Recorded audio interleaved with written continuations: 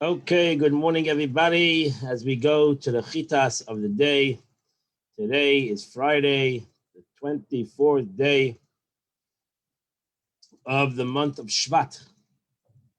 I'm sorry, no, the 23rd day, I'm sorry, 23rd day of the month of Shvat. So we're holding in the book of Yisro, we're holding in the sixth reading, the Shishi, which is chapter 19, verse number 20. Hashem al Har Sinai, and God came down on the mountain of Sinai. He came down to the bottom of the mountain, on top of the mountain. Vayal Moshe, and Moshe ascended up the mountain. So Rashi says, I may think that he actually descended upon it. Therefore, the Torah says, you have seen that from the heavens I have spoken with you. This teaches us that he did not descend, although still in heaven. He bent down the upper heavens and the lower heavens and spread them upon the mountain, like a spread on a bread. And the throne of the glory descended upon them, and the upper heavens and the lower heavens, they became one. That's the famous medrash that God broke the decree, and everything was united, the upper heavens and the lower heavens. Verse 21, Vayem Hashem Moshe, and God said to Moshe, go and warn the people. They might break their formation, they might break the barrier, and they're going to all run up the mountain, because they're all going to be excited about seeing godliness, and many of them will fall. So Rashi says, warn them not to go up the mountain. Because if they break that, because they're longing to God to see him, and they move too close to the side of the mountain, and whatever number falls from them, that'll be a single person, to me is considered as if many have fallen. One Jew is to me many. Yaharsu, every expression of harisa denotes the separation of the collection of the parts of building. Likewise, those who separate from position of people break up the position. They'll break the formation. Verse 22, and also even the priests, Aaron and his sons that have come closer, Iskachu, make sure that they prepare themselves. Then Yifritz Behem, for they might go a little too close, Behem, and maybe God will wreak destruction upon them. Here God, in essence, told what was going to happen ultimately, because Dasan Avidim actually did that. So Rashi says the firstborn, before that time, it was the firstborn who, not Dasan Avidim, the two sons of Aaron. Don't ask me names. At that time, it was not the firstborn. That time was the firstborn who were the Kahanim, and then God took it away from them after the golden calf. The firstborns who come to bring sacrifices, they shouldn't feel too important to come up the mountain. Iskachu, they shall be ready to stand in their position. And Yifritz, again, is an expression of breach. This means he will kill somebody, some of them, and thus make a breach in them, in their completeness. Verse 23. Moshe said to God, it's impossible for them to come up the mountain. You already warned us. Hagbel es ha'ar, you already warned us to make a boundary around the mountain, and we did that. We kidashte and sanctify it. Now she says, I do not have to warn them, because they have already been warned for 3 days, and they can't ascend the mountain since they have no permission. There's a wall. There's a telling them, there's a barrier telling them not to go up the mountain. God was not too happy. Vayem Hashem leichreid. God told him, no, go down. And you will go down and you'll bring Aaron, the Kahanim, and the priests, and the nation, they shouldn't break the formation and come up to God. Might break destruction in them. So Rashi said, go and warn them a second time. We admonish a person before the act he is to perform, and we admonish him again at the time of the act, when it is performed. So I want you to warn him a second time. Rashi says, go come up, you and Aaron. I might think that they shall also be with you. The verse should be rendered, and you shall ascend, and Aaron with you, and the priests. Therefore, the Torah states that you shall ascend, meaning that only you're going to come up. Aaron will come a little closer. Consequently, you must say that you shall have a partition for you, Aaron shall have a partition for himself, and the priests will have a partition for themselves. Moses went closer than Aaron, Aaron closer than the priest, but the people shall altogether not break the position to descend to the mountain. Verse 25. And Moses came down the mountain, and he told them, so Rashi says, he told them this warning, he warned them. Chapter 20, verse number 1. And God spoke all of these words, lamer, to respond, to say. So now she says, the word Elikim denotes a concept of judgment. This is a divine name used because there are some sections of the Torah that contains commandments, laws. And if a person performs them, he receives a reward. But if not, he does not receive any punishment for them. I might think that so is the Ten Commandments. Therefore, Scripture says, God said, signifies the role of a judge whose function is to meet punishment. And therefore, if you don't do one of these mitzvahs, then you will be punished, like kibud aveim. If you say, I'm not going to honor, I'm not going to dishonor. I'm not dishonoring my parents. I'm not going to honor them. That's not the way it goes. You have to honor, you have to be proactive in honoring your parents. As that this teaches us that God said the Ten Commandments in one utterance, something that's impossible for a human being to say. If so, why did the Torah say again, I am the Lord your God, and you shall not have any other gods? Because he later explained each statement of the Ten Commandments individually. So in essence, he said it in one word. Lamer, what means to say, to respond? This has many different meanings, lamer. There's a lot of learnings on this, teachings on this. And the Rashi, that's why he translates it like Rashi, to respond. Lamer, to respond. That means to say, that teaches us that they responded to positive commandments, yes, and to negative commandments, no. So God wanted a response. Verse number 2. I am God, your God. Which took you out of the land of Egypt, from the house of slavery. So Rashi says, why does God say, I'm God, your God, who took you out of Egypt? Taking you out of Egypt is sufficient reason for you to be subservient to me. Alternatively, another way you could say it, God mentions the Exodus since he revealed himself at the sea as a valiant warrior. And here he revealed himself as an old man full of mercy. And it says, and beneath his feet was the form of a brick of sapphire, the brick that was before him at the time of enslavement, to remember the Israelites' suffering when they made the bricks a slave, and like an appearance of heavens. So there was joy before him when they were redeemed. Since I changed, so to say, in my appearance, we see godliness in different ways. So you might say that there are two kinds of gods, chas v'shalom.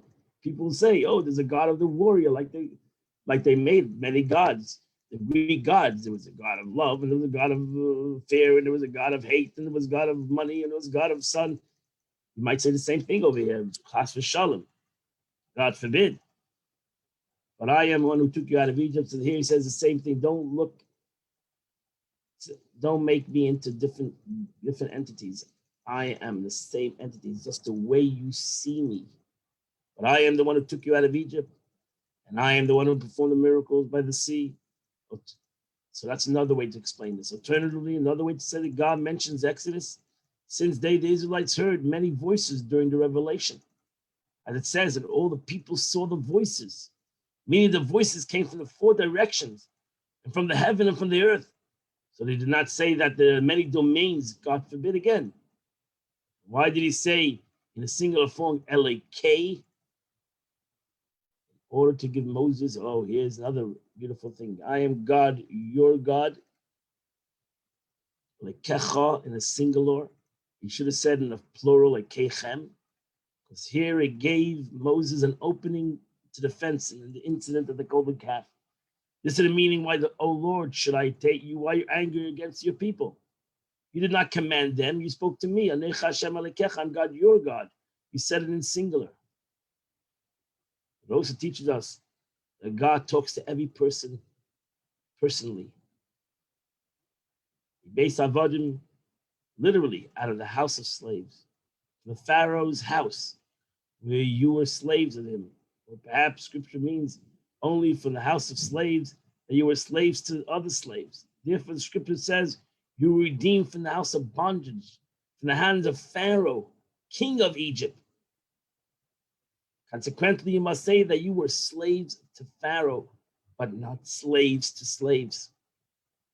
You were a slave to a king. Verse number 3. Second commandment. You shall not have gods other in my presence.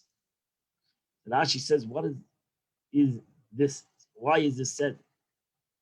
Since it says you shall not make to yourself another god. I know that you may not make a graven idol. How do I know that you're not allowed to keep what was already made? I'm not going to make an idol. I'll buy an idol. Somebody will make me an idol. Therefore, the scripture says you shall not have. Does it make a difference if you make it or somebody makes it for you? This is a famous statement. Lakim achedim. What means other gods? God should say, I don't have other gods. So Rashi says, Lakim achedim, which are not gods, that others have made them gods over themselves. It's impossible to interpret this passage to mean gods other than I, since this is a disgrace to heaven to call them gods along with him. So therefore it means what people make gods. Alternatively, another way you can look at this, strange gods, for they are strange to their worshippers. Strangers. They cry out to them, but they don't answer them.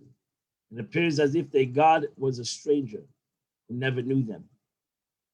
Alpanai, on my face. What does that mean?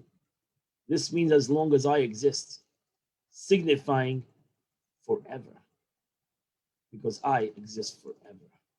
You should not say that it's only that generation that commanded the prohibition of concerning idolatry.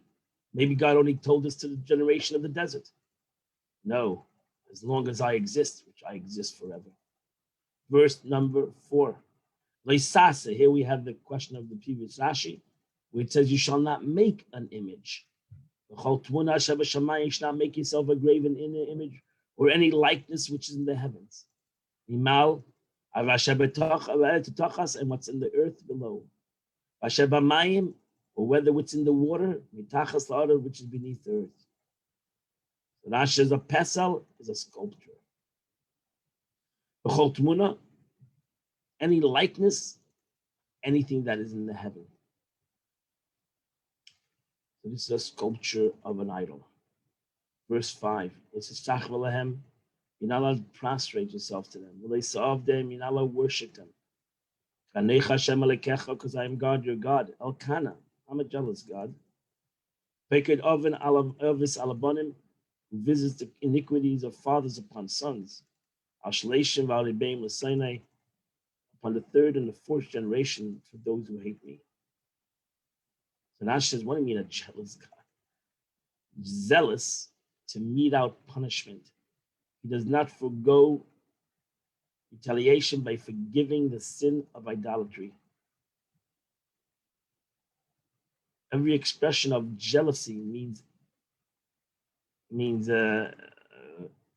infirmament. It's a French word, which means his attention to mete out punishment. The Sinai to my enemies.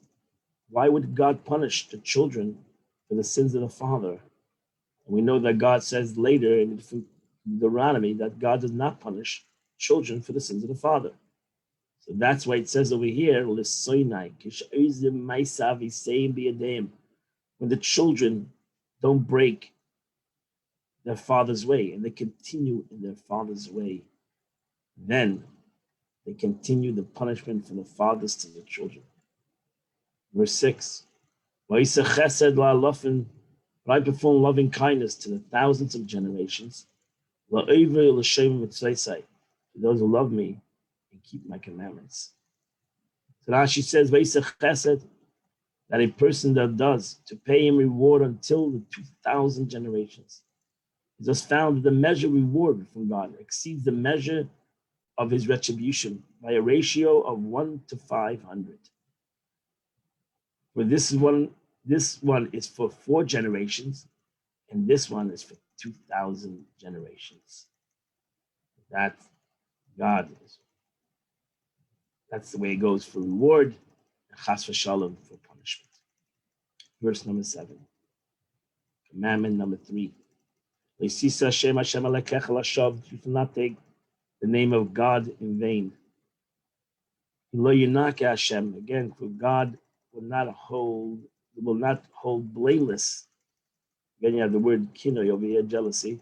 As Aisha Hashem Shmuel Hashav, who takes his name in vain. Now she says over here, you shall not swear in vain by the name of the Lord your God. Hashav is a word that appears twice in this verse. The second mention of Hashav is an expression of falsehood. This is the shikra, as Unkla says. Sheker, falsely. What constitutes a vain oath? If one swears contrary to what is known. For example, saying about a stone pillar that it's made out of gold. I swear in the name of God, so to say, that this is gold. From stone. So that's a vain. That's a snake. Or that you're going to make a vow that it's night right now. It is day. For the first mention of Shavuot expression of vanity, and the Tiger Munka's regular Migna. This refers to one who swears for no reason and in vain. For example, making an oath concerning a pillar of wood, saying that it's wood. Let's say you say that kind of, I make a vow that this wood pillar is a wood pillar. I make a vow that it's daytime. It's a stupid vow. It's vanity. It's don't use God in vain, no reason. It's not even a vow of sheker. That's a different commandment. Here is lashav, for nothing. You're using God in vain. That is fourth commandment. And the third commandment. Fourth commandment. Zachar is Yom Shabbos lekatshei. Remember the day of Shabbos to sanctify it. So Rashi says, over here, we know that in the Torah, there's twice written the Ten Commandments. In this book, the book of Exodus, and the book of Deuteronomy. It says it again.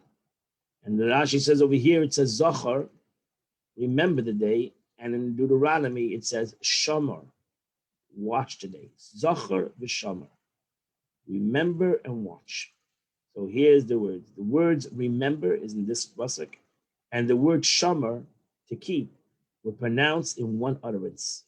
Similar to the statements, those who profane shall not be put to those who profane, mois yumas. It's a double expression. So we have, Rashi brings down we find these two, we find a double expression at any time in the Torah.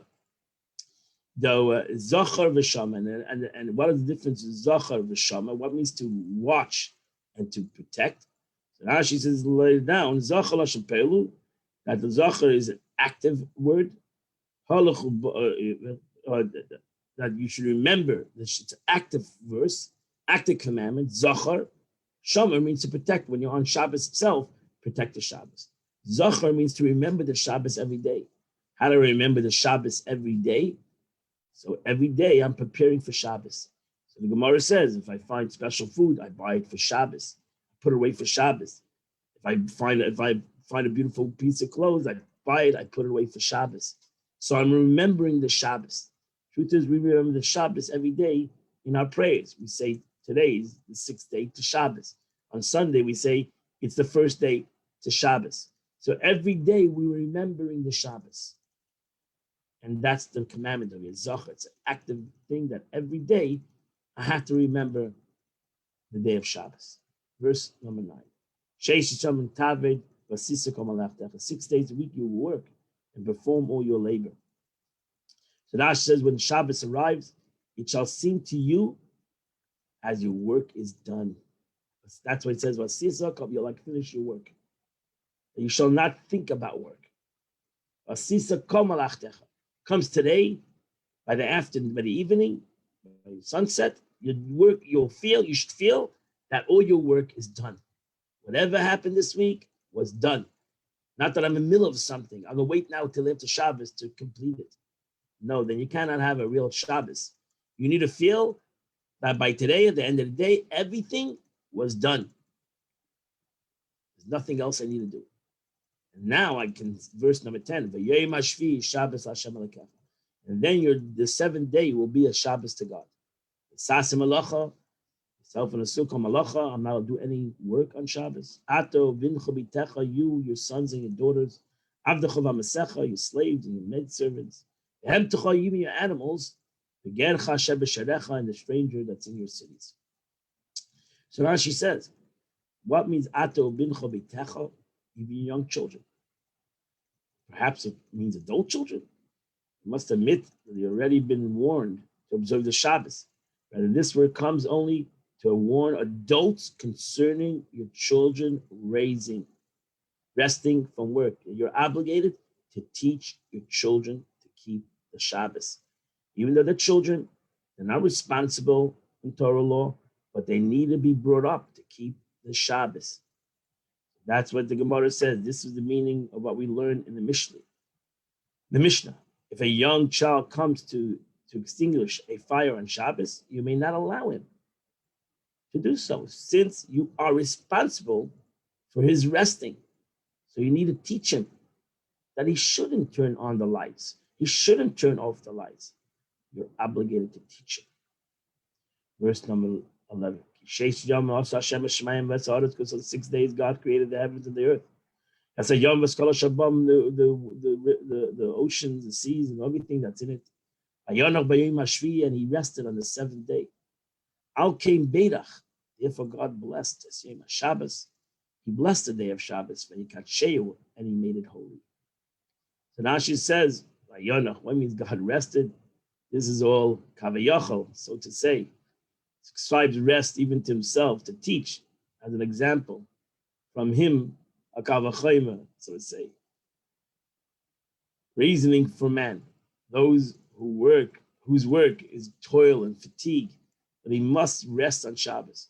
Although God does not and did not actually rest, he had a cessation of creation, which is recorded as rest. So that man would learn that if God, whose work is accomplished without any toil and fatigue, rested on Shabbos, and by him there's no concept of rest, surely people who work accomplished only with hard work and fatigue must rest on Shabbos. Also, we learn from here that what is rest? Rest does not mean that I can, as the Gemara teaches, that's hard, I'm carrying something, a big heavy table in my house. That's not a malach on Shabbos. Malach on Shabbos is creation, like God created. And we're not allowed to create something. That's the 39 malachas on Shabbos. Not only did he that we shouldn't do any work, that's only one part of the Shabbos. The second part of the Shabbos is the holiness of Shabbos. He blessed it with the man of double it on the 6th day, double bread, and he sanctified it with man. That is what that didn't fall on Shabbos. So he made the day holy. And it's important that we have both things. We have to respect the Shabbos, not to work, not to create on Shabbos, but there's also the mitzvah of Kiddush, Kacheu, to make the Shabbos holy. Verse number 12. You must honor your father and mother, so that your life will be lengthened. Ala Adoma, on the land, which God has given to you. So Rashi says, Im tekavid yarichem. If you honor your parents, your days will be lengthened. In Lav, if you don't honor your parents, you can say to them, they will be shortened. The words of the Torah are written briefly. They're explained by deriving the negative from the alternative and the affirmative from the negative. We learn both ways, from the positive to the negative, from the negative to the positive. So Laman Yarichu is the positive, and then we learn the negative. If you don't, you will be short. Even though the Torah doesn't say that if you don't honor your parents, your days will be shortened. That's the way the Torah in the Dreshus, that's the way the Torah is expounded. Verse 13. You're not allowed to murder. You're not allowed to commit adultery. You're not allowed to steal. Shall not bear false witness against your neighbor. So here the Torah said, Rashi says, adultery applies only to a relationship with a married woman. As it says, and a married woman who quit adultery with a wife of another man. So adultery is not anything that's done with singles. It's all married, even though Torah is against relationship out of marriage. But the concept of this, which is punishable in Torah by death, as we know, that's married people. Because that's what the punishment that, a person shouldn't have out of Torah is against out of relationship, out of marriage. There's no punishment of death if a person does. But over here is only because these commandments are only punishable by death.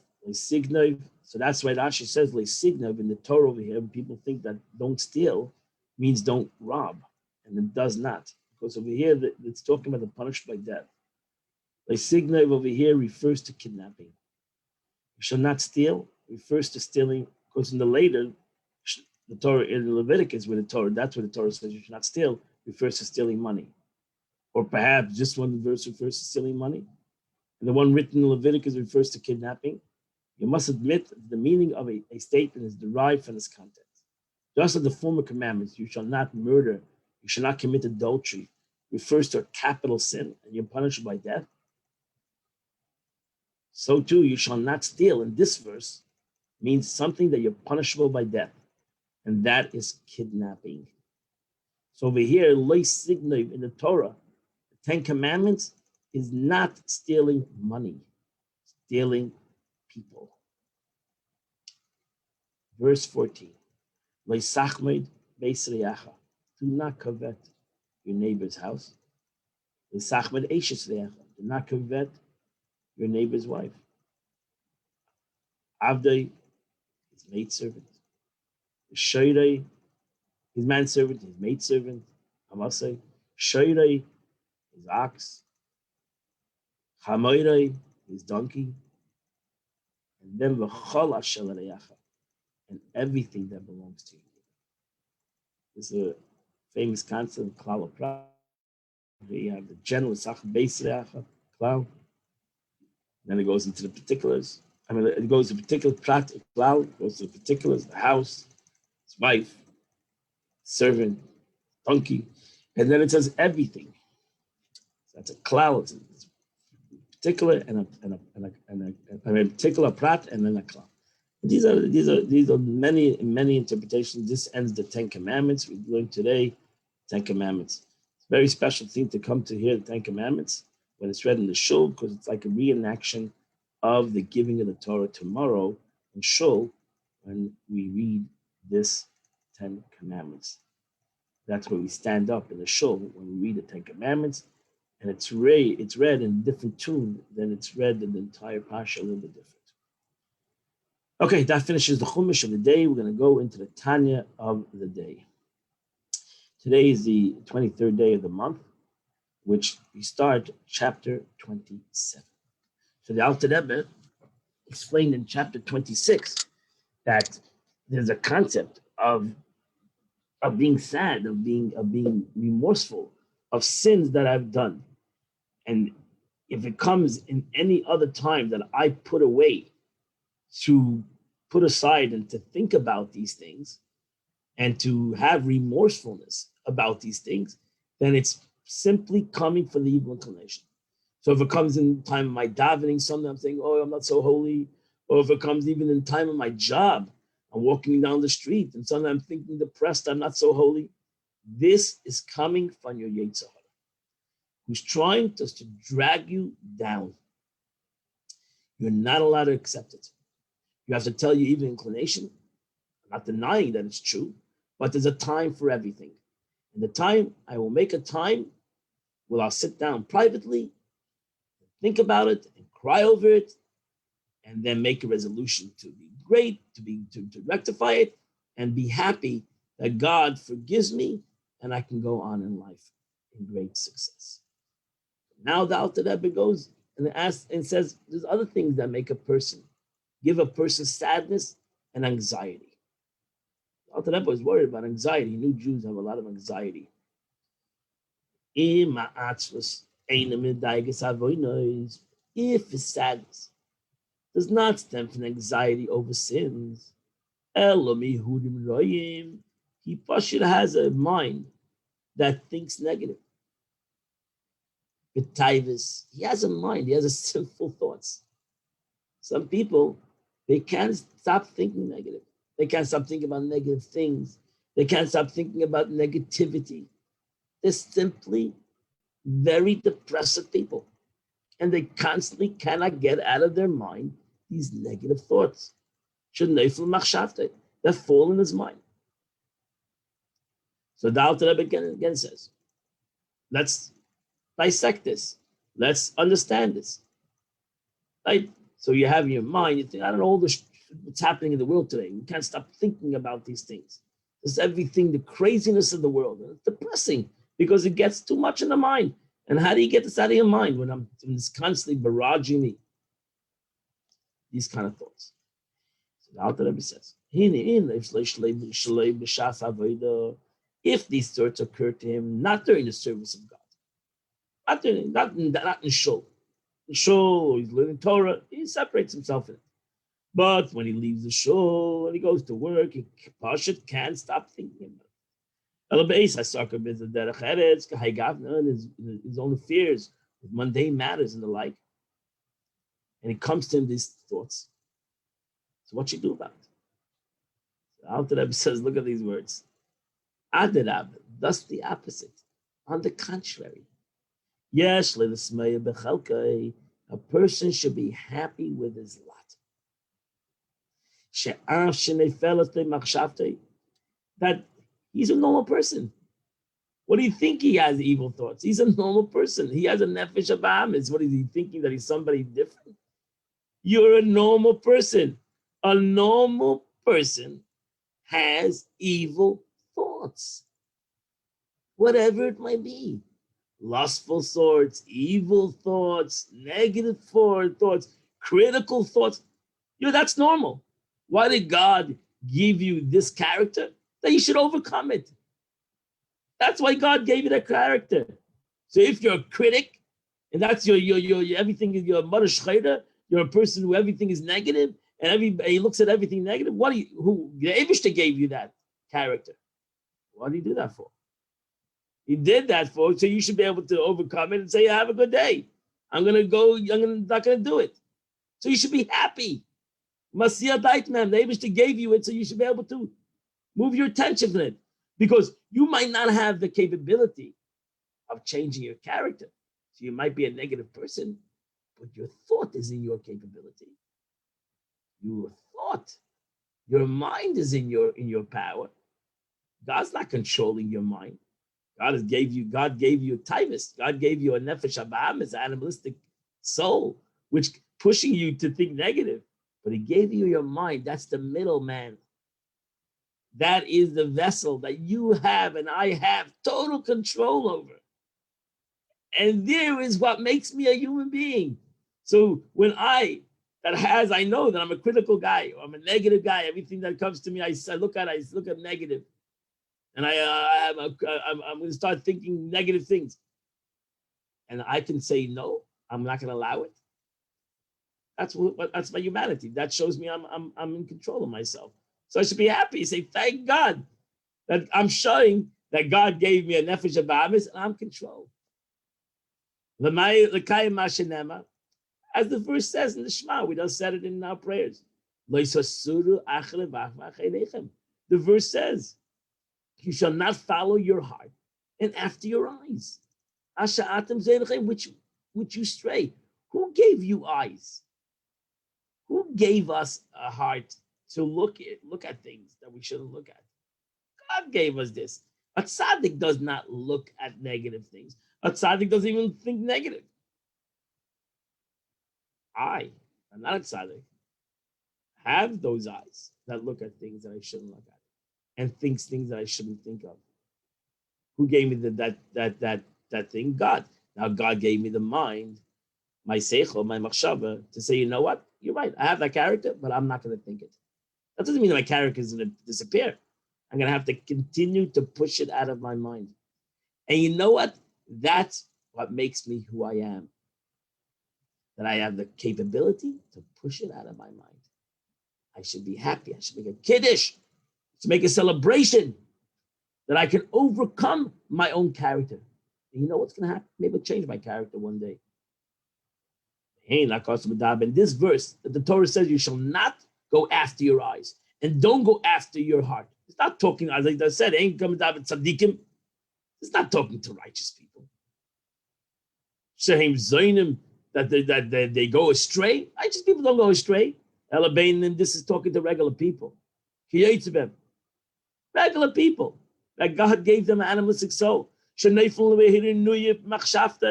Which he thinks erotic things in his mind. He sees something and he starts thinking erotic things in his mind. Whether it's innocent nature or intentional. That's who we are. We're human beings. What are you going to become? You're going to act as something like some holy individual. You're a human being. And now it comes to my mind and I push it away. I've done a mitzvah. I did the commandment. Do not be straight after your eyes. You saw it, move on. Get it out of your eye. Close your eyes. Look someplace else. You thought it? Think something else.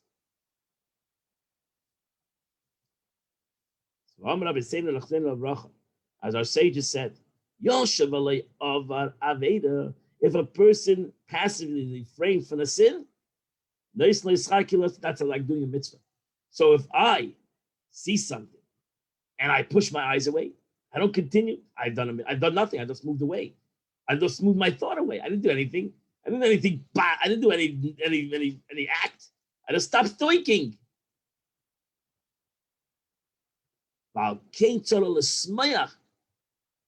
This is something that we, as normal people, Beinanim, have over a tzaddik. We have this mitzvah to not to be strayed by our eyes, to not to be strayed to the lust and the emotions of our hearts, the negative emotions of our hearts. I say that's like doing a mitzvah. So by me, who has a character of negativity, whatever the character might be, lust, anger, jealousy, whatever it might be, it's a negative character. And I push it out of my mind, I've done a mitzvah. By pushing out of my mind, I've done a mitzvah. You know how many mitzvahs I can have every day? Thousands. Because that nature and that character is not going to disappear because I pushed it away. It's going to come back again. One mitzvah, another. I can do hundreds and hundreds of mitzvahs every day. I was given an unbelievable opportunity. So why am I'm depressed? You know you're depressed. After that it says the real reason you're depressed with gas saruach, because you want to be somebody else. You're arrogant. You're conceit. You want to be somebody else. You want to be a tzaddik.